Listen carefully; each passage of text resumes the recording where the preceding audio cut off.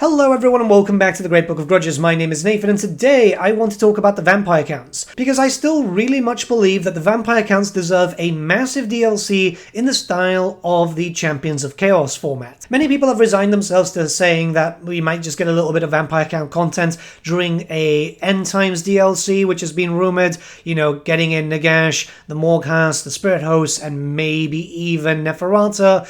But that would just be a massive shame. I feel like Nacrach should, of course, happen, because everyone wants Nacrach, but Neferata and a few other characters could be introduced in their own right and have a fair number of different playstyles. Now, I'm not saying that Champions of Chaos was a perfect format. I do think that some things could have done a little bit better, but that format can be reused and improved upon to get the perfect DLC. So, let's talk about that. I really want to talk about vampires today. I've been building up and painting my vampires for Old World, and this has just been a reoccurring topic in my mind. But before anything, a big thank you to our sponsor, Instant Gaming. So Instant Gaming is a platform where you'll be able to pick up games at discounted rates, even the games that have just recently released. If you haven't picked up Kingdom Come Deliverance 2 as of yet, which, what are you doing? Play that game, it's absolutely amazing. You can get it for 25% off already for the Gold Edition, which includes the expansion pass. There's loads of other titles there, and they don't just do PC, you can get stuff for Xbox and PlayStation also. Not only that, but we do have a monthly giveaway going on. Win the game of your choice. All you have to do is click on the link in the description below, sign up, you don't even have to make a purchase, and you can win any title that you want. We've had quite a few different winners there, taking up Space Marine 2, for example, Dragon's Dogma, and a few other titles, which is really, really cool. So a big thank you to Instant Gaming for sponsoring this video. I do appreciate it. We have a long-standing agreement with them, and it's a company that I use myself. This is where I pick up my own titles. Stuff is getting expensive lately. Old World releases are happening more often, and I want to be able to buy my toys, but I also want to be able to buy a game every now and then. Alright, so let's talk about the vampires. You might be saying here, well, there's too many vampire characters as it stands, and I might agree with you. The problem is that most of these are actually tied to the von Carstein bloodline. Manfred, Vlad, Isabella, and technically also Helman Gorst, as Gorst was a disciple of Manfred's. That means that we've got one bloodline getting all the attention, then Kemler's there as a necromancer doing his own little thing without really anything special for him, and that's it. Where are the Strigoi, the Lahmians, the Nacrach, right? Where are the blood dragons? Those are characters that people want. So we've already got a fair amount of playable legendary lords, but we could get another 4 or technically 5 going forward. Interestingly enough, the bloodlines have been represented in the game for a fair amount of time now through the whole blood kiss mechanic, where you can pick up a technically pseudo-lord thing. Well, it's a lord, but you know what I mean.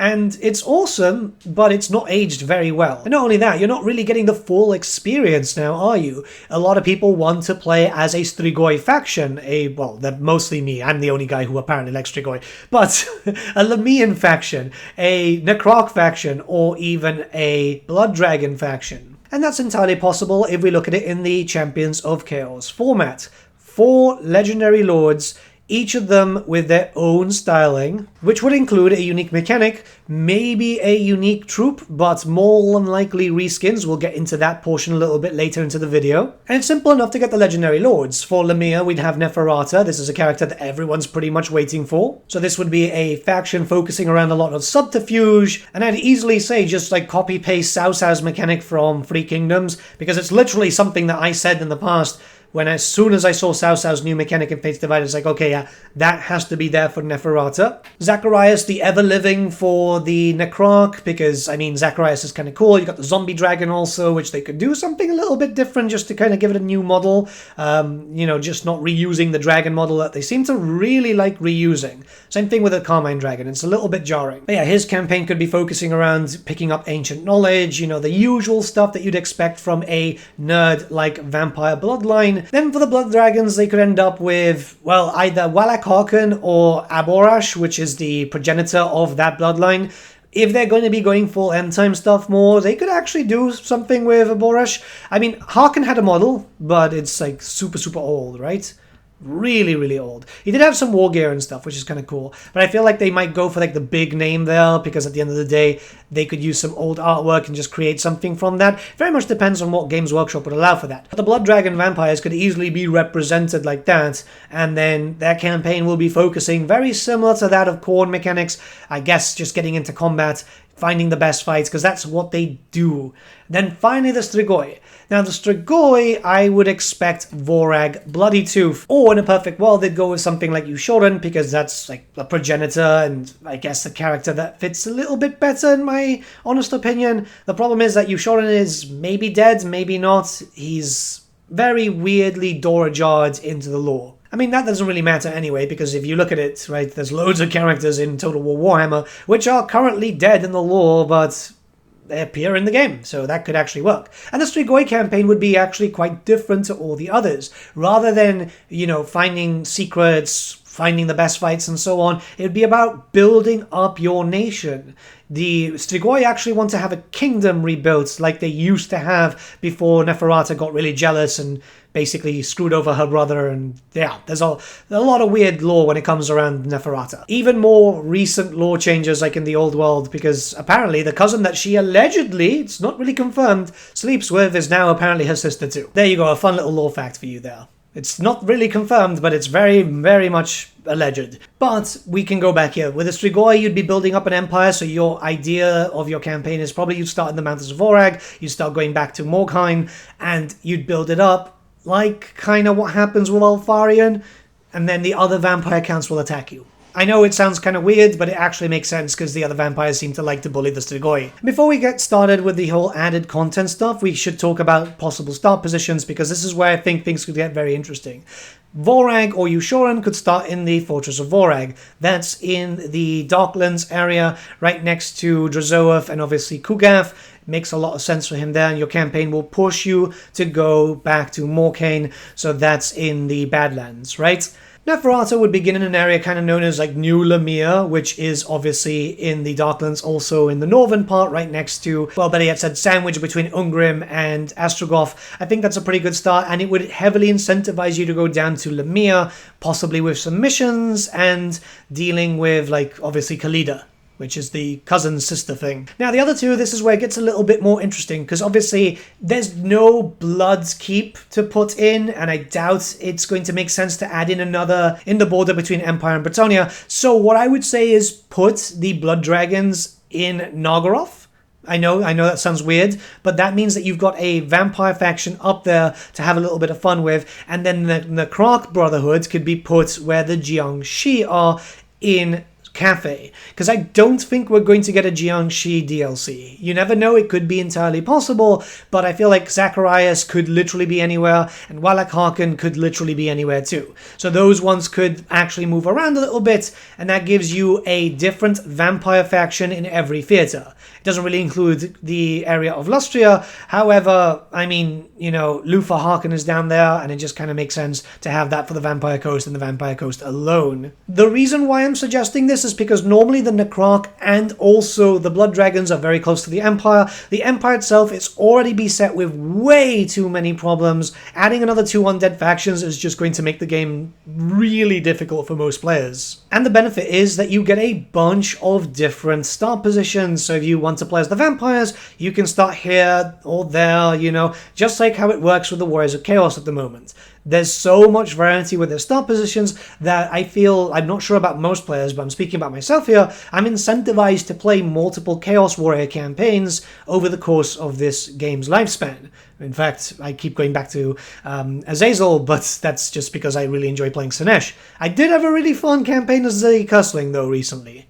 Now, before we continue with the added content to this possible DLC, we have to go back to the Champions of Chaos. You see, Champions of Chaos introduced a lot of generic stuff, right? So, 4 Lord options, 4 Hero options, and these were the marked of the specific god. So you had a Chaos Lord of Khorne, a Chaos Hero of Khorne, a Chaos Sorcerer Lord, and then a Exalted Hero for one of the factions. It kept jumping up and down, right? As in, the introduction was focused on the specific style of the monogod. Then there were like 50 units, most of them reskins, because, you know, Chaos Warriors of Khorne, well, we already had those, but Chaos Warriors of Sinesh, Chaos Warriors of Nurgle, Chaos Warriors of Tzeentch, Chosen, Marauders, blah, blah, blah, blah, blah, right? And one unique unit which then got reskinned another 4 times, which was the War Shrine.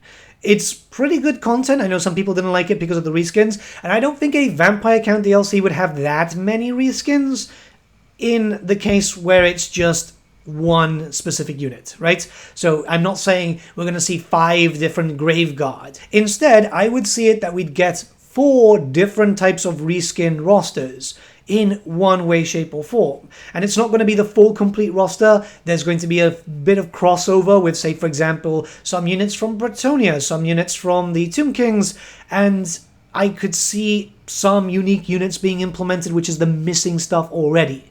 So, let's talk about the specific stuff before we get into the new stuff. We'll start off with the Strigoi because that's my favorite bloodline. So, Strigoi Lord, we already have. Strigoi Hero, we don't have, so that's something that needs to be implemented. Anything with an asterisk, we already have in-game, right? Same thing, this faction would normally focus around ghouls and crypt horrors. We've already got those. What gets implemented here to make the Strigoi feel different to other Vampire Count factions? This would be the Strigoi, the introduction of the humans that live there who kind of missed the whole Strigoi Empire. I know it sounds weird, but they still miss it. These are nomads, and you could easily use the Bretonnian peasants, peasant archers, and the men-at-arms on horses to be able to make a new unit. All you have to do is basically make them more desert-like, and you've got that there. Horse archers, basic archers there, some halberdier infantry. They're mortals that would still willingly follow the Strigoi. So they could easily do around 4 units, maybe even a few more Strigoi, but the idea here is you've got whatever amount that they actually do, but unique to just the Strigoi. Nobody else would be able to use them, which would make your vampires a little bit more interesting. You've got a Vampire Count army, but now you've got access to some skirmishing range units, which is going to allow for a different playstyle. I think stuff like this is quite important. The Lahmians would actually be reusing stuff that you've already got access to, because I would say here, since Neferata is from Nehekara, she would have the Skeletal Warriors look more like Grave Guard. The Grave Guard being replaced by Tomb Guard, so you've got that Tomb King feeling, but they're still just revived undead rather than how the Tomb King undead actually work, because the 2 types of undead are actually very, very different. Then, to make it unique for her faction, you'd get access to some stuff like Upshati with great bows, you'd get access to Skeletal Warriors with bows, and I think it would be really, really cool if she had access to like a bone thrower or something, right? This is an old school undead thing from 4th edition, I think? Yeah, I think 4th edition, since before the split of undead, because before they used to just be one kind of like umbrella faction. I know some people would be wondering where's the Coven throne and stuff like that, and we're getting there, but the main thing here is what could be either reused or reskinned ever so slightly in the same style as Champions of Chaos. The unique units would be something that everyone gets access to. The Blood Dragons, I feel, could do with a unique unit, just to kind of separate them a little bit, because the problem with the Blood Dragons is you need to have something to make them actually a little bit special. And this, I would say, would be either, or together, actually, both would be nice, Knights on Foot, which would be Blood Dragons on foot, Vampires on foot, as a squad, a hero squad. It would be kind of fun to see that.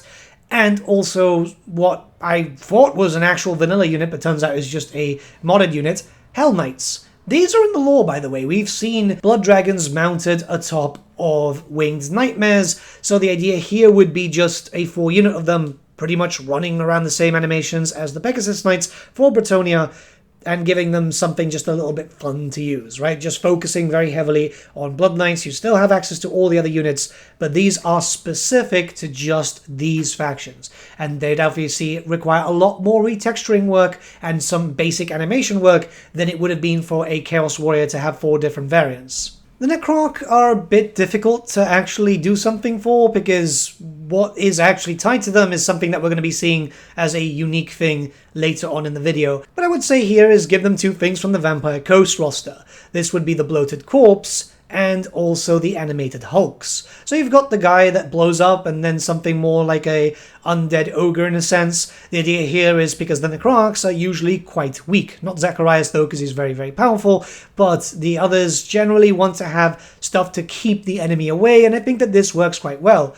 Anything that's been reused from other DLCs just outright put into those factions, you wouldn't need to buy the DLC for, because there's technology to allow for that. That's why Gorbad can now get access to certain units which are available in other DLCs. I would say here it's a bit weird because obviously the other reskin units are new. Maybe they could just reskin them and do something different a little bit, but I feel like a Nacrach faction could benefit from those specific monsters. Yeah, I'd say the Mongols, but we know that they're with the Vampire Counts already. Okay, so we talked about a lot of reskin stuff. Obviously, unique stuff needs to come into play. And the benefit is that the vampires are missing a few things, so we could see more than Champions of Chaos did. So, one thing that's missing is a mount, and this is the Abyssal Terror. It's actually kind of cool. This is something that I would have for the Nacrach by themselves, but I think everyone should be able to pick it up. Some people call it a winged nightmare sometimes. I think it's absolutely awesome. It's just a monstrous flying mount, kind of similar to that of a Manticore, but obviously kind of moves around on 2 legs sometimes. It's been represented as different things. It would just be kind of cool. Then there are some things that are missing which would be a little bit more interesting, let's be honest here, right? The Coven Throne is was a unit at one point, then it was also used as a mount option for Vampire Lords and Heroes, so I think that there could be a unit version too, just to kind of bring it in there. It's essentially just another Mortis engine type thing. It's not supposed to do damage, but it's supposed to just kind of provide some buffs. Definitely looks very, very cool. It's from the same kit as the Mortis engine, so it's actually really surprising that we haven't seen that just yet. Alongside that would be the last unit, which is the Spirit Hosts, which I imagine that they use the Age of Sigmar / End Times variant, because it's the more modern look, which is a shame, because the older ones look quite nice, but they're very goofy. Let's be very clear there, right?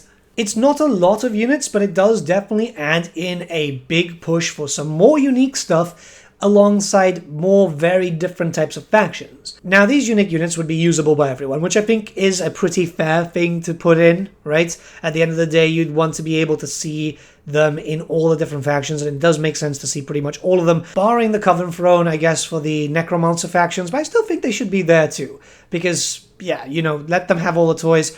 People are going to play the vampires regardless, because at the end of the day, the vampires are much more interesting than necromancers. So we're going to talk about legendary heroes, but before we do that, we actually have to talk about some characters that are already available in the game. We do have a generic special Strigoi, a generic special Lahmian, alongside all the other bloodlines, which are, these are the special ones that you get from the Blood Kissers. It's very possible that CA could use those as the faction-specific characters, so they're still free, you still got access to them in some way, shape, or form, but the idea here is they're just reusing them, right? Barring the Nacrach. That one needs to be done well, because holy shit, that's like the worst model they've ever done in-game. It just looks like a really bad and cheap Nacrach, right? Same thing kind of with the Lahmians. The Lahmians should look a bit more Egyptian-y rather than just like high Gothic. But the reason why I'm talking about these is because since the Lord options are already done, what could be done, and it's what happened in Omens of Destruction, is rather than making brand new Lord options for the ones that already look good, they could actually do some more legendary heroes. We could see a few legendary heroes come into play, so each of the bloodlines has a specific legendary hero attached to them. The Vampire Counts right now have, Ulrika, right? So what if we saw an extra, maybe 2 or 3, depending on how they could justify the work, legendary heroes being introduced, so that way there's just more out of it, right? This, I would say here, the Conrad von Carstein, because everyone wants Conrad, it's a weird thing that they haven't been introduced just yet, and then bring in 2 from the lore, 2 other ones, leading to 3 legendary heroes extra total, so you've got a little bit of everything, and that way you've got some legendary heroes for your faction, right? I mean, Chaos is just overwhelming with that, and then everyone else is suffering. So I think this would be a good way to go about it. I don't think that the FLC would be the legendary hero, as I have a better idea for an FLC, in all honesty. So far, this isn't too bad. I think, you've got the Lords there. Some heroes would have to be made up, but it's just less of vampires, so it would just be, another Strigoi type, another this, another that. But the rosters themselves have been kind of done. Okay, now we have to start talking about any changes coming to the Vampire Counts, and the first thing is that I would expect a proper rework coming in for the von Carsteins. Vlad and Isabella, and also Manfred, unless they want to keep Manfred as like the generic, should have access to more state troops. Not just the state troops that you get from Blood Kissers. I think the Blood Kiss mechanic should be redone, but we'll get to that a little bit later. When it comes to the von Carsteins, 6th edition, they had access to more state troopers, including basic spearmen and all the other stuff, right? even cannons, I think. It's been a long time since 6th edition. What could happen here is that as you take provincial capitals from the enemy, your pool of these state troopers gets bigger. So very similar to that of the Tomb Kings, right? Where you build buildings to get extra unit cap, but you'd have to specifically take imperial historic lands or vassalize each of the imperial lands. The idea here would be so you could actually roleplay being your emperor, right? With the idea of if you take over all the territories or if you've got them all as vassals, you should then become the emperor, having the same access to the imperial court mechanics as Karl Franz does. Yes, reusing a mechanic, but it makes a lot of sense here, literally one by one, right? You take over Altdorf, you become emperor, you build this building, you deal with an event where loads of armies are attacking you, very similar to when the dwarves take over the Lahmian stronghold. And if you can survive all that, boom, you're emperor now. You automatically start vassalizing all the different empire factions that might be available, and you get more of a cap overall, allowing you to build more troopers. This gives you some handgunners, crossbows, and even some basic, maybe riders, pistoliers, and stuff like that. The idea here is just pure roleplay. So this gives you another reason to go back to play as Vlad and Isabella. Manfred, I guess, yeah, he can just stay doing what he's doing. He's got a mechanic, doesn't he? He's got getting the books from Nacrach or something. So, yeah, he can be doing his own thing. Leave that to Vlad and Isabella. And I think that that's just going to allow for a lot more fun factor here, right? As for the vampires generically, you know, the usual clean up the tech tree a little bit, add some more techs would be lovely. They don't really have a lot. It's just kind of just randomly spread out, but it's not really that much tech. Cleaning up the buildings would be a bit better too. More landmarks would be lovely just to like separate each of the bloodlines. So just adding more and more landmarks would give you more reasons to expand and play as all the different factions too. Mechanically, I do feel like the vampires are in a pretty good spot. What would be nice if the whole, you know, when you get into combat and there's a big battle, there's the pool, right? If that was a bit more interactive of what you could end up getting. Because I think at the end of the day, the vampires, they're not supposed to be very flashy in that sense. They're just pretty much vampires. You're dealing with hordes and hordes and hordes, and that's pretty much it. A general cleanup would be really good there. Now, we do have to talk about the FLC. The Red Duke. So, he's a blood dragon and he's already in the game, but he doesn't really have a proper start. I mean, you can actually just use an unlock and start as him, but I'm saying properly done Red Duke. A mixture of undead Bretonnia mixed up with some of the units from the Vampire Counts to give you that whole Black Grail storyline, which it looks like Old World is going to be doing at some point. Not sure when, but it's very much hinted. I could see this happening. It's about time that this character finally got his day too, because he's been there since game 1. He had a starting screen, which the animations for the starting screen ended up being used by Lokira in the future. But yeah, that was first. It's a massive shame that we just don't have him as a playable character with his own unique style. And it's not like undead Bretonians are out of the question, considering that we do have some ghostly Bretonians with Silistra Diaphyn, so again, very much possible. And this is another big reason why I said, yeah, let's move the Blood Dragon somewhere else, because, yeah, you're not going to have access to much breathing room when there's just so much vampires in the Empire, or in the Old World specifically. But it's about time this character was made playable. It's the same thing as Boris, right? It's becoming really ridiculous that they are still there and nothing seems to happen to them. It's a potential FLC character just for a little bit of fun. The character has already been animated also because, you know, you can play with the character. So a lot of work has already been sorted. He just needs proper voice lines, some quest battles, or just maybe one quest battle. That seems to be Creative Assembly leading towards that right now. It's just one quest battle. And then just some faction mechanics, which I would say do some alternate version of the Bretonian stuff. So literally the trough mechanic or the questing mechanic, right? But evil style. It doesn't have to be massively amazing and all that. At the end of the day, people just want the character to have a little bit of a go there. And then lastly, what could be done is like a universal necromancers mechanic for both Heinrich and Helmengorst. So that way it's a little bit different there. Heinrich needs to have Krell turned into a proper legendary hero. That's definitely something that needs to happen. But just something there, you know, like a bar that you fill up where the more that you kill and the more zombies that you raise or have active on the map, the more you get in terms of strength towards those zombies. something that would be kind of cool. I'm just throwing out an idea there. I'm not too sure how they could do stuff for necromancers. I'm thinking about bloodlines because it would just be nice to get, you know, a Strigoi faction, a Blood Dragon Vampire faction, and so on. As you can see here, it's a few unique new units, a bunch of reskins, but still very different reskins. I think what kind of burnt people out with the Champions of Chaos stuff is all the Warriors of Chaos stuff is going to be functionally the same. So this is going to be better on the eyes. Hopefully something like this could be possible. I'd love to see it personally. I'm not sure what people would think, but I feel like that whole Vampire Count style, Champions of Chaos style DLC would be great. It's a format that they've introduced once and then never done it again. Obviously DLCs have been delayed and so on, but it would be great to see it where applicable, right? So here it works. I don't think it would work anywhere else. It would have worked for the greenskins if we didn't have Omens of Destruction come in, but I can very much not see much more Vampire Count content happening. They do this and it's done, and then afterwards it's Nagash bringing the more gas and whatever else they want to do. But I feel like the end times or possible end times DLC is going to be really disjointed in terms of what it adds in, because it's going to focus around so many different things. Let me know what you guys think in the comments below. Let's start a bit of a discussion. Again, just an idea, but I've been thinking about the vampires a lot. Once this video is done, I am actually going to go back to finish basing my 2 Terrorgeists, and then I think I'm going to start painting up some Black Knights.